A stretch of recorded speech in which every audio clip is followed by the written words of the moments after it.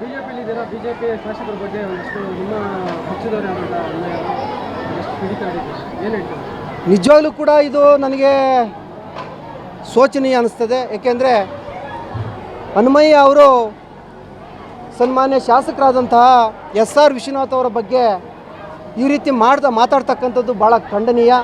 ಯಾಕೆ ಅಂದರೆ ಇವತ್ತು ಹನುಮಯ್ಯ ಅವರು ಪಕ್ಷದಲ್ಲಿ 40 ವರ್ಷದಿಂದ ದುಡಿದಿದ್ದೀನಿ ನಾನು ಅಂತ ಹೇಳ್ತಾ ಇವತ್ತು ಪಕ್ಷದ ಅನೇಕ ಹುದ್ದೆಗಳನ್ನು ಅವರು ಅನುಭವಿಸಿದ್ದಾರೆ. ಇವತ್ತು ಭಾಳ ಅನುಭವಿ ಅಂತ ಹೇಳ್ತಕ್ಕಂಥ ಮಾತನ್ನು ಹೇಳ್ಕೊಂಡು ಇವತ್ತು ಕ್ಷೇತ್ರದಲ್ಲಿ ಇವತ್ತು ಏನು ಸಾಧನೆ ಮಾಡಿಕೊಟ್ಟಿದ್ದಾರೆ ನನಗಂತೂ ಗೊತ್ತಾಗ್ತಾ ಇಲ್ಲ. ಯಾಕೆಂದರೆ ಸನ್ಮಾನ್ಯ ಶಾಸಕರಂಥ ಎಸ್.ಆರ್. ವಿಶ್ವನಾಥ್ ಅವರು 40 ವರ್ಷಗಳ ಕಾಲ ಸೈಕಲನ್ನು ತುಳಿದು ಕಾಲ್ನಡಿಗೆ ಜಾಥಾ ಮಾಡಿ ಈ ಕ್ಷೇತ್ರದಲ್ಲಿ ಕಾಂಗ್ರೆಸ್ ಸರ್ಕಾರ ಇತ್ತು. 40 ವರ್ಷ ಕಾಂಗ್ರೆಸ್ ಸರ್ಕಾರ ಇತ್ತು. ಆ 40 ವರ್ಷದ ಕಾಂಗ್ರೆಸ್ ಸರ್ಕಾರವನ್ನು ಇಲ್ಲಿ ತೊಲಗಿಸಿ ಈ ಕ್ಷೇತ್ರದಲ್ಲಿ 4 ಬಾರಿ ಶಾಸಕರಾಗಿದ್ದಾರೆ ಅಂದರೆ ನಿಜವಾಗ್ಲೂ ಕೂಡ ಈ ಕ್ಷೇತ್ರದ ಜನಮೆಚ್ಚಿದ ನಾಯಕ ಅವರು. ಆದರೆ ಇವತ್ತು ಒಂದಷ್ಟು ಪಕ್ಷದ ವಿರೋಧಿ ಚಟುವಟಿಕೆಗಳನ್ನ ಮಾಡ್ತಕ್ಕಂಥದ್ದು ನಾನು ಖಂಡಿಸ್ತೇನೆ. ಆದರೆ ಹನುಮಯ್ಯ ಅವರು ಇಲ್ಲಿ ಏನು ಸಾಧನೆ ಮಾಡೋಕೆ ಹೊರಟಿದ್ದಾರೆ ನನಗಂತೂ ಗೊತ್ತಿಲ್ಲ. ಯಾಕೆ ಅಂದರೆ ಇವತ್ತು ನಮ್ಮೆಲ್ಲ ಹೋರಾಟ ಹೇಗಿದೆ ಅಂದರೆ ಇವತ್ತು ಭಾರತೀಯ ಜನತಾ ಪಾರ್ಟಿ ಹೋರಾಟ ಈ ಅನಿಷ್ಟ ಸರ್ಕಾರವನ್ನು, ಕಾಂಗ್ರೆಸ್ ಸರ್ಕಾರವನ್ನು ರಾಜ್ಯದಲ್ಲಿ ತೊಲಗಿಸಿ ಭಾರತೀಯ ಜನತಾ ಪಾರ್ಟಿಯನ್ನು ತರಬೇಕು ಅಂತಕ್ಕಂಥದ್ದು ಇಡೀ ರಾಜ್ಯದಲ್ಲಿ ಎಲ್ಲ ಕಾರ್ಯಕರ್ತರು ಒಕ್ಕೊರಲಿನಿಂದ ಕಾರ್ಯಕರ್ತರಿಂದ ಹಿಡಿದು ರಾಜ್ಯಾಧ್ಯಕ್ಷರವರೆಗೆ ಹೋರಾಟ ಮಾಡ್ತಾಯಿದ್ದಾರೆ.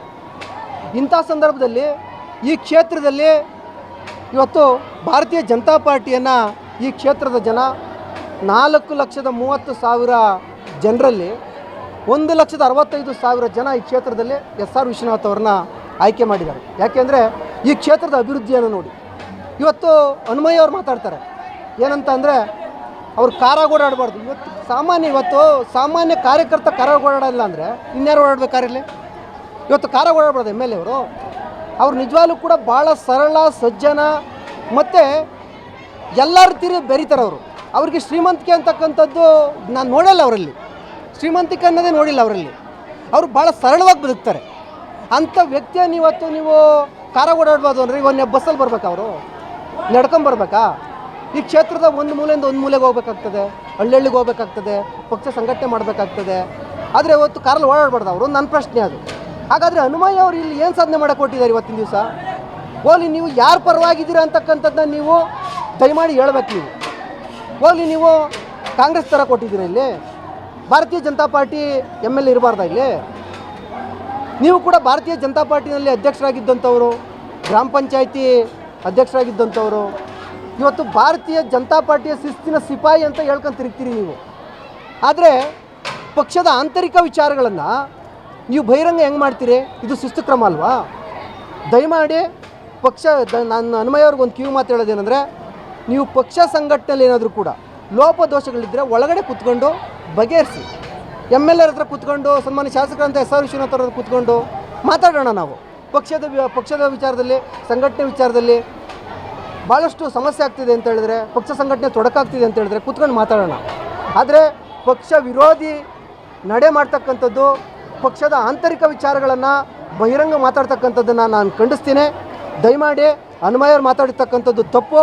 ದಯಮಾಡಿ ಅವರು ನಿಜವಾಗ್ಲೂ ಕೂಡ ಪಕ್ಷದ ಶಿಸ್ತಿನ ಸಿಪಾಯಿ ಆದರೆ ದಯಮಾಡಿ ಎಮ್ ಎಲ್ ಎರ್ ಬಗ್ಗೆ ಏನು ಮಾತಾಡಿದ್ದಾರೆ, ಅವರ ತೇಜೋವಧೆ ಮಾಡ್ತಕ್ಕಂಥ ಕೆಲಸ ಏನು ಮಾಡಿದ್ದಾರೆ, ದಯಮಾಡಿ ಅವ್ರಿಗೆ ಕ್ಷಮೆ ಕೇಳಬೇಕು.